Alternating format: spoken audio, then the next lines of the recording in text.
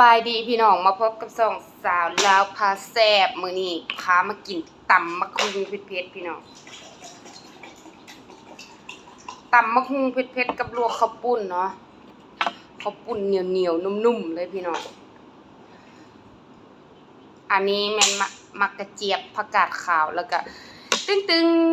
ๆมีมักถั่วอันนี้พอมักถั่วอีหยังบ่ฮู้มะเขือม่วงแล้วก็ใบโหระพามาเด้อมาแซ่บๆตอนสายๆเที่ยงๆนำกันพี่น้องเมื่อกี้ซิมแล้วแซ่บคักแซ่บแน่พี่น้องถั่วออกมาทางนี้นะเอาไว้นี่นะมันจะเห็นบ่พี่น้องส้มตำปูดองใครชอบกินปูดองใครมากินปูดองมาจุดๆจัดๆน้ำกันพี่น้องมากินคำใหญ่ก็กินนี่เส้นขนมเส้นปาชิโชดจำนำประเดี๋ยว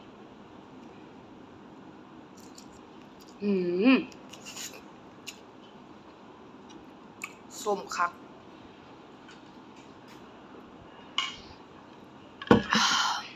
แซ่บๆมาเด้อจวดจัดพี่นาดนำกันขนมเส้นตำบักฮุงคุย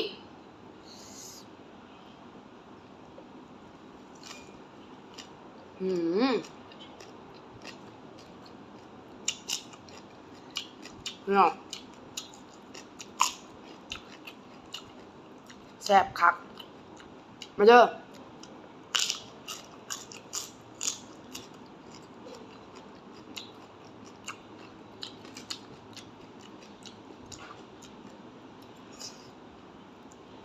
ของแซ่บมันบ่ปาชิโร่พี่น้อง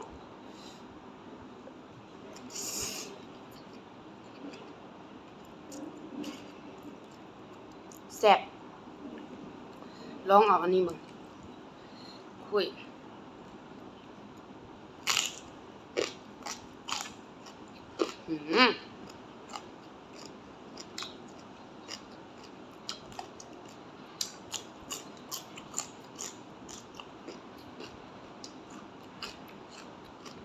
แซ่บ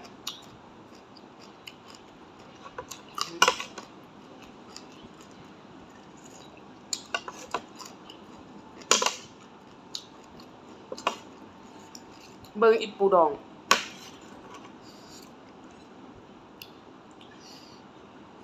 มันปู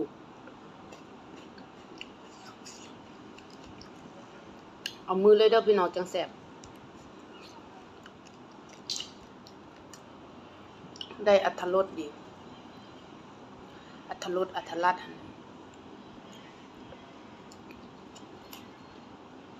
เนาะบ่มีหม่องติ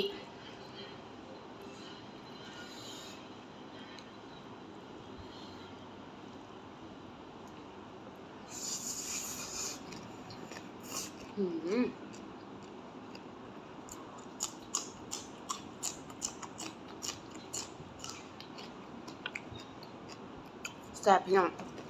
นี่เส้นข้าวปุ้น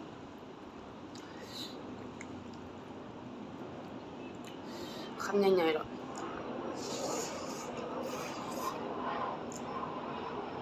เสียงย้อนเนาะ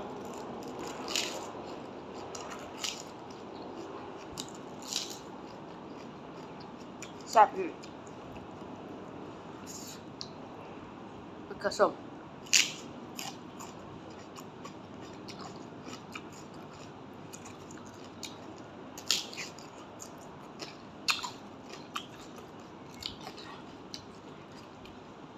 พี่น้องเบิ่งความเผ็ด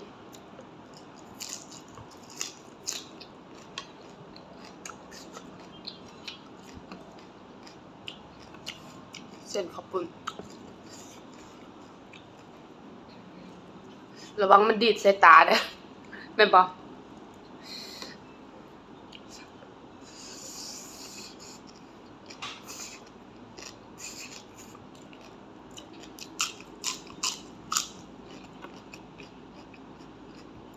แซ่บ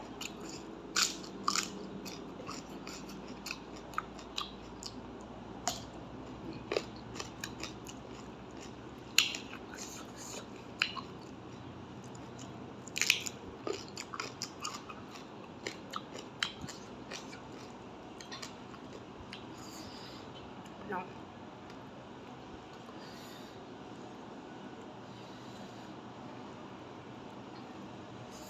พี่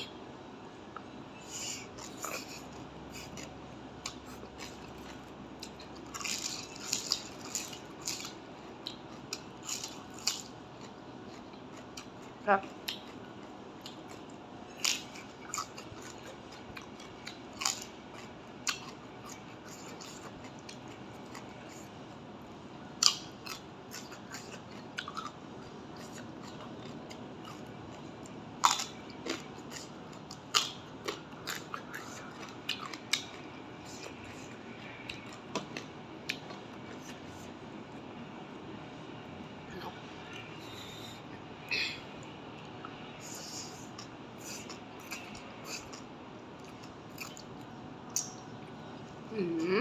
แซ่บ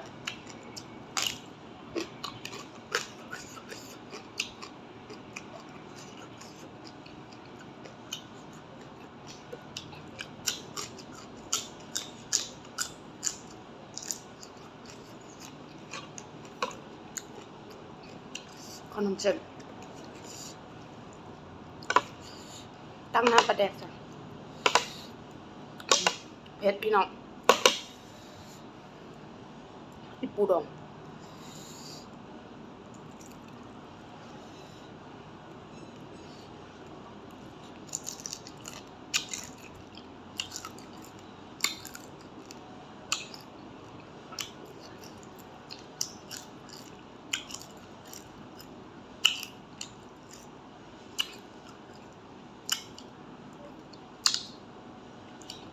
แซ่บ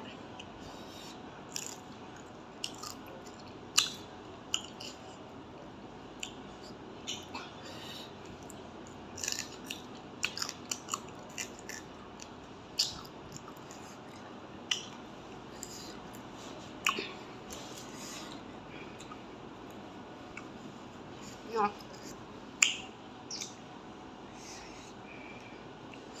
เผ็ดโอ้ย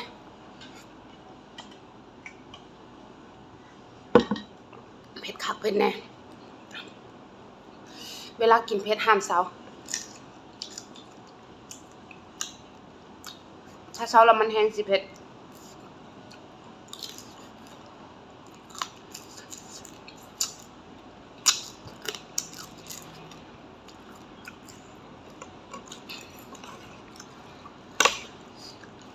เนาะ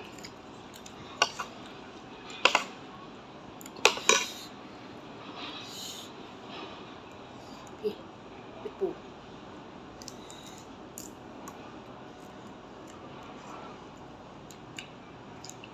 มันปู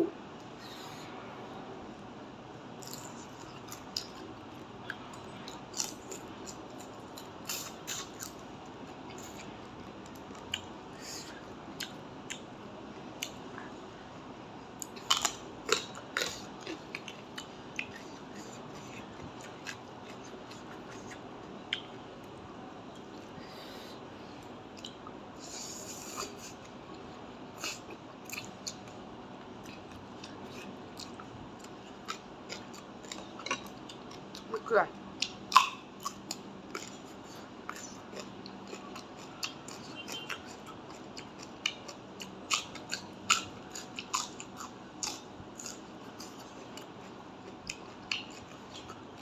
แซ่บป่ะ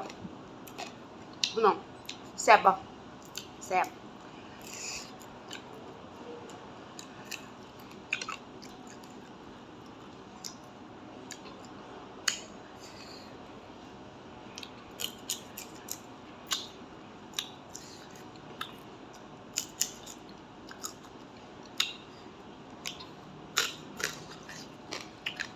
ป่ะพี่น้อง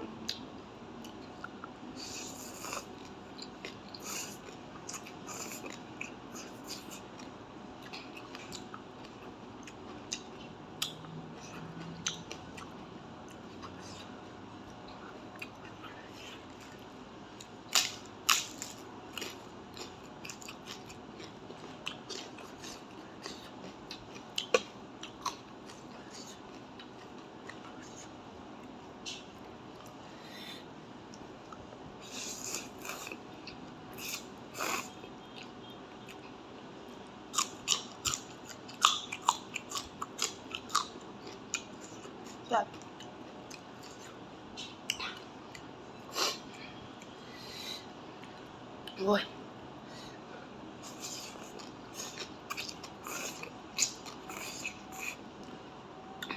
แซ่บแห้งพี่น้อง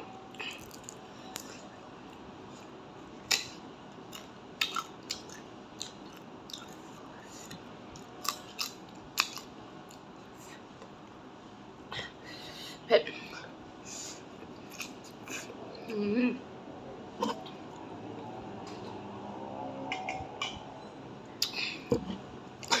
พี่น้องเมื่อกี้ไฟไหม้หม้อเธอหนึ่งกำลังต้มน้ำซุปอยู่แล้วก็เข้าไปนอน ลืมไฟไหม้หม้อจนได้กินเหม็นควันออกมาเบิ่งไหม้หมดละต้มใหม่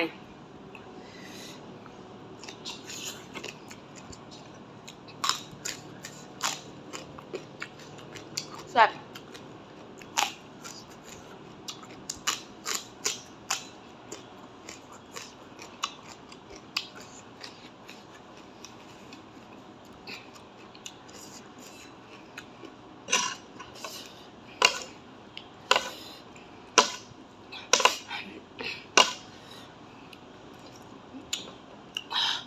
ปอดเผ็ดเผ็ดคักเผ็ดแน่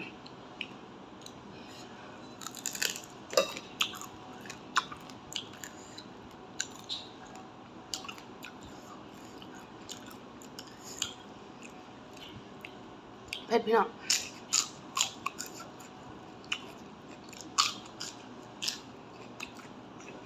กระเจี๊ยบ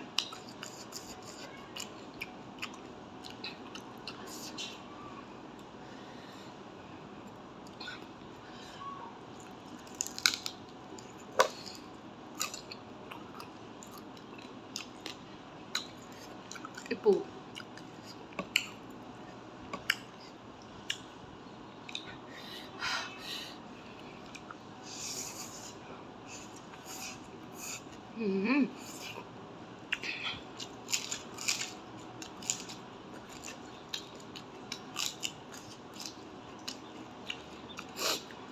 แซ่บ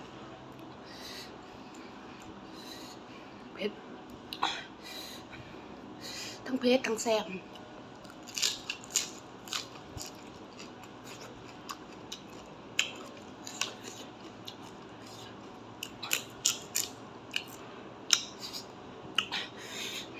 โอ้ย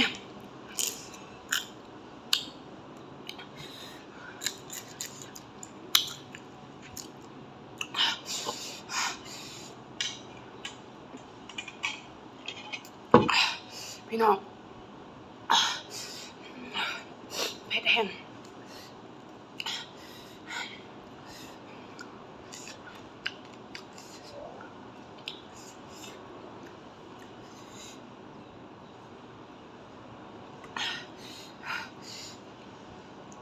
ไข่ปูบ่แม่นไข่มันปู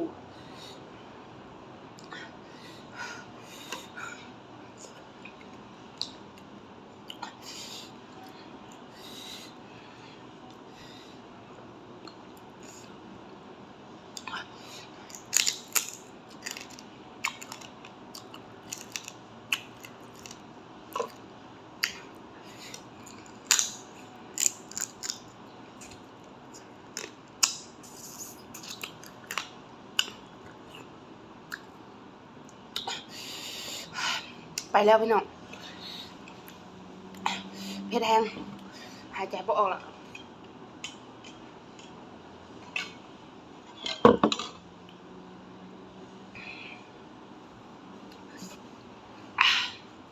ฝากกดไลค์กดแชร์กดติดตามให้สาวลาวพาแซ่บอยู่ส่องสาวลาวพาแซ่บนี้เด้ออย่าลืมกดกระดิ่งเพื่อเป็นกำลังใจให้เพิ่นเด้อบ๊ายบายไปละ